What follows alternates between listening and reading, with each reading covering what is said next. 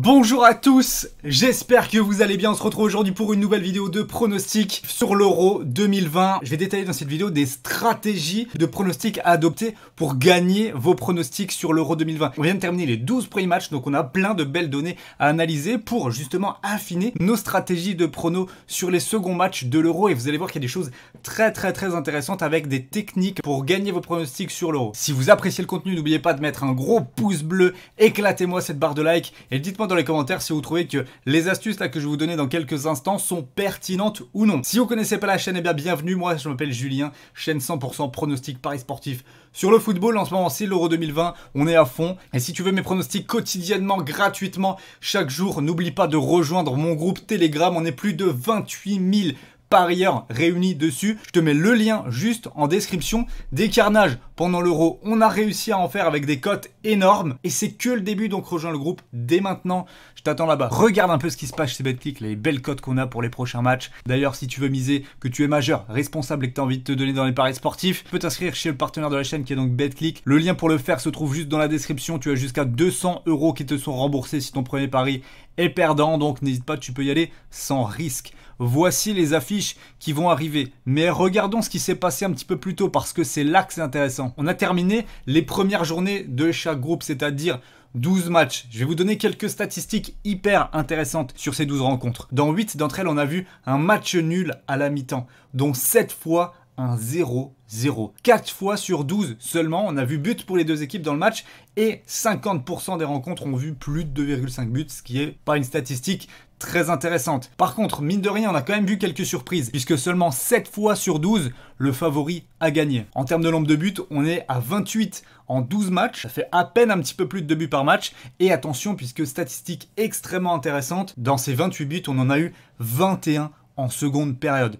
Donc là, clairement, pour devenir riche à l'Euro, tu mises sur les buts en seconde période et sur les nuls mi-temps, c'est quand même pas compliqué. Mais, on va apporter de la nuance. Parce que ça, c'est ce que tu peux te dire en prenant la donnée brute comme ça. Mais attention, parce que c'est vraiment différent. Là, je vous parle des premières journées. Donc du début de l'Euro, de l'entrée en matière de chaque équipe, de chaque sélection. Puisque 8 qui dit premier match, dit forcément entrer dans la compétition. Donc peu de prise de risque, d'où les nuls mi-temps, d'où le nombre de buts assez faible. Mais maintenant, c'est différent. On entame les seconds matchs avec des gros enjeux, les premiers qualifiés, les premiers éliminés, et ça peut totalement changer la donne. Il y a certaines équipes qui seront obligées de commencer fort, et à mon sens, on aura moins ce round d'observation où certaines équipes ont joué directement très bas en cherchant juste à ne pas prendre de buts. Là, on aura vraiment ceux qui vont devoir se découvrir, ceux qui vont vouloir attaquer, et ceux qui vont s'écrouler totalement, ou ceux qui vont être vraiment mauvais et qui n'auront pas la capacité de faire mieux. Là, on aura vraiment les vérités qui vont se dessiner dans ces seconds matchs et ça, c'est intéressant. Par exemple, si on regarde les résultats d'hier, on n'a eu aucun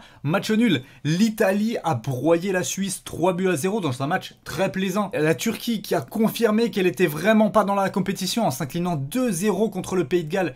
Et on a eu un but en première période. Et la Russie a rehaussé la barre en s'imposant 1-0 contre la Finlande. Et bien là, vous voyez, on a eu aucun match nul à la mi-temps, et 3 buts sur 6 en première période, et on a donc des tendances qui sont amenées à s'équilibrer par rapport à ce qu'on voyait avant, par rapport aux premières journées. Et ça, c'est l'erreur qu'il ne faut pas faire dans les paris sportifs, penser que ce qui s'est passé dans la première journée va se reproduire dans la seconde, puisque les contextes sont tout à fait différents, les matchs sont différents, mais par contre, et on va le constater tout de suite, les cotes, elles, ont bien changé. Si par exemple, je regarde aujourd'hui dès 15h un Ukraine-Macédoine, a priori, ça va être un super match, 3-2 Ukraine au premier match, Macédoine perdu 3-1 contre l'Autriche, des équipes qui jouent, des équipes qui sont portées vers l'offensive, et pour autant, si on regarde en première mi-temps, le plus de 0,5 but est coté à 1,33. Donc une cote à 1,33 pour voir ne serait-ce qu'un but lors de la première période. On voit bien là que cette cote, elle a été créée pour faire un petit peu peur aux parieurs. Pour se dire, ah ouais, mais il y a tout le temps des nuls mi-temps, toutes les premières mi-temps sont nuls, regarde, en plus, le plus de 0,5, il est quasiment coté à 1,35, c'est quand même haut. Généralement, voilà, ce type de cote-là, c'est du 1,20, 1,25. Là, on est sur du 1,33. Et c'est pas un événement isolé. Et les Belges, c'est l'une des équipes qui, statistiquement, marque le plus en première période. Et pourtant, regardez-moi ça, le plus de 0,5 buts à la mi-temps, il est coté à 1,40. Là, vraiment, on a un effet qui est créé pour faire peur aux parieurs, alors que c'est justement ce genre de pronostic qu'il faut prendre, qu'il faut miser si vous voulez tenter le nombre de buts. Parce que les cotes sont tout simplement magnifiques. Et c'est vérifiable également sur les matchs de demain. Suède-Slovaquie, le plus de 0,5 buts à la mi-temps, il est à 1,41, 1,39 pour Croatie-République tchèque, et même 1,30 pour Angleterre-Écosse.